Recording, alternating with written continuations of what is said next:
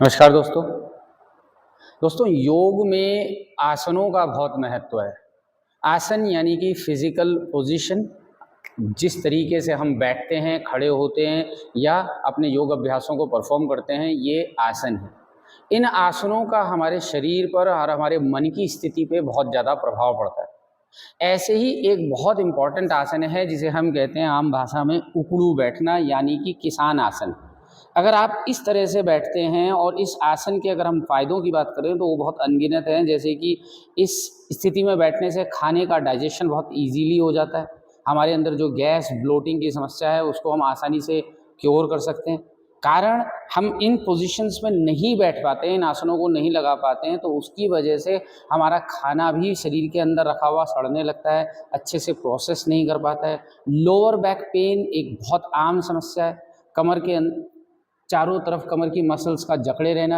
अगर आप मात्र इस पोजीशन में बैठे हैं ऐसे, तो आप अपनी कमर की मसल्स को एक बहुत अच्छा खिंचाव स्वाभाविक रूप से, प्राकृतिक रूप से देने लगते हैं, जो आपकी पूरी सैक्रम रीजन की मसल्स, उनकी मांसपेशियों को, उनके जोड़ों को आराम से रिलीज करने लगते हैं। साथ ही साथ इस आसन में बैठने से हमारे एंकल के जॉइंट्स, इनका कड़ापन, इनकी टाइटनेस दूर होती है। हमारी पिंडलियों में कई लोगों को बहुत सारा पेन होता है, वेरिकोज वेन्स की समस्या होती है, तो ये मसल्स स्टिफ हो गई हैं, ब्लड का सर्कुलेशन कम हो गया है। ऐसे बैठने से अगर दिन में 5 मिनट बैठने का लगातार अभ्यास किया जाए तो इन सारी परिस्थितियों में, इन सारी समस्याओं में काफ़ी आराम आ सकता है। तो आज की वीडियो में जानेंगे कैसे बैठें इस उकड़ू आसन, इस किसान आसन पोजीशन में। क्या वो तरीके हैं जिनसे हम इन आसनों को आसानी से अचीव कर सकें और इसके मैक्सिमम बेनिफिट को पा सकें। तो दोस्तों, आप समझ चुके हैं इस आसन के लाभ। अब बात करते हैं कैसे किया जाए, क्योंकि कई लोगों से ये आसन आसानी से नहीं हो पाता है, और अगर उनसे ये हो जाए तो वो उसमें बहुत ज़्यादा देर बैठने में सफल नहीं हो पाते हैं। तो ऐसा ना होने का कारण है हमारी इन हिप जॉइंट की मांसपेशियों का, हमारे हिप फ्लेक्सर का टाइट होना, हमारी नी के इर्द गिर्द की मांसपेशियां बहुत ज़्यादा स्टिफ हो चुकी हैं, हमारे जॉइंट्स बहुत ज़्यादा टाइट हो गए हैं, हमारे एंकल्स बहुत ज़्यादा कड़े पड़ चुके हैं।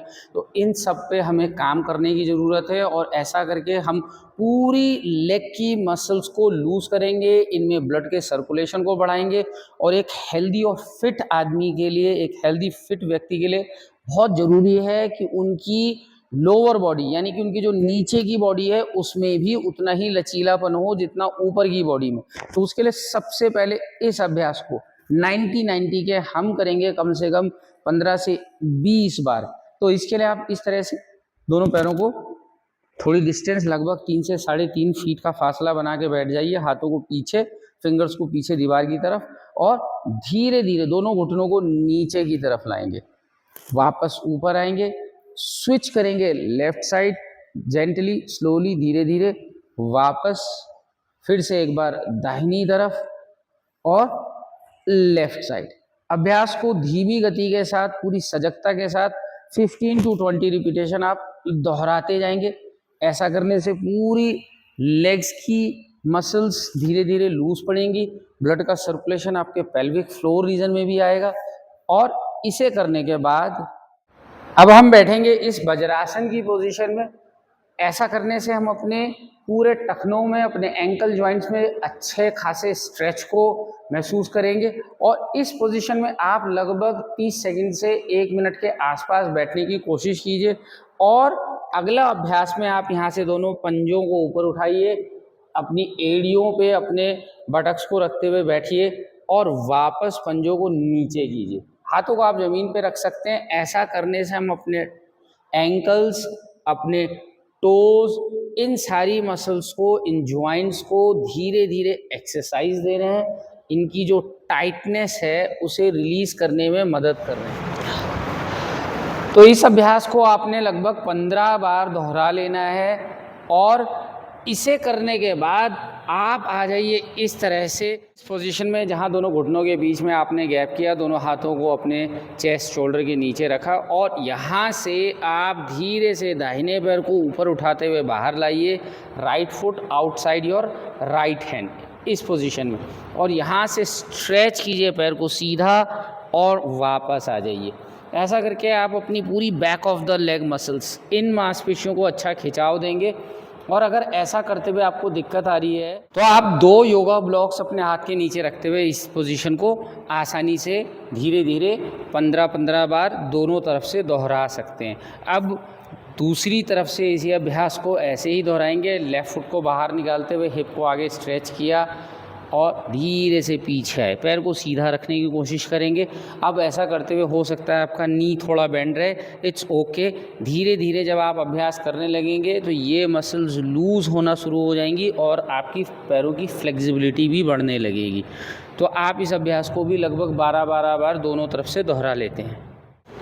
इसे करने के बाद अब हम करेंगे थोड़ा सा पिजन पोज का अभ्यास, ताकि हमारे जो बटक्स की मसल्स हैं, नी जॉइंट की स्टिफनेस है, ये भी कम हो जाए। तो इसके लिए आपने घुटनों को हवा में ऐसे उठाया और धीरे से दाहिने पैर को, राइट फुट को आगे की तरफ लाए, लेफ़्ट लेग को पीछे स्ट्रेच किया, कुछ सेकंड यहाँ होल्डिंग दी, लगभग 20 से 30 सेकंड, और वापस धीरे से पीछे पैरों को सीधा करते हुए लेफ़्ट लेग को आगे लाए, दाहिने राइट लेग को सीधा किया, वापस होल्डिंग दी इस पोजीशन को, और इस अभ्यास को आपने 2-2 बार आसानी से दोहरा लिया। इन सारे योगा आसनों को करने से हमने अपने हिप, अपने नी और अपने एंकल जॉइंट्स को एड्रेस किया, इनकी टाइटनेस को कम किया। और ऐसा करने के बाद आप 2 योगा ब्लॉक लीजिए और धीरे से इसके ऊपर इसी तरह से उकड़ू बैठ जाइए, ताकि आप इस हैबिट को धीरे धीरे अपने जॉइंट्स में डेवलप कर सकें, ताकि आपके जॉइंट की स्टिफनेस भी कम हो और आपकी हैबिट ऐसे बैठने की डेवलप हो सके। आई होप ये वीडियो में दी हुई जानकारी आपको पसंद आई होगी। चैनल को सब्सक्राइब कीजिए। Thank you for watching us.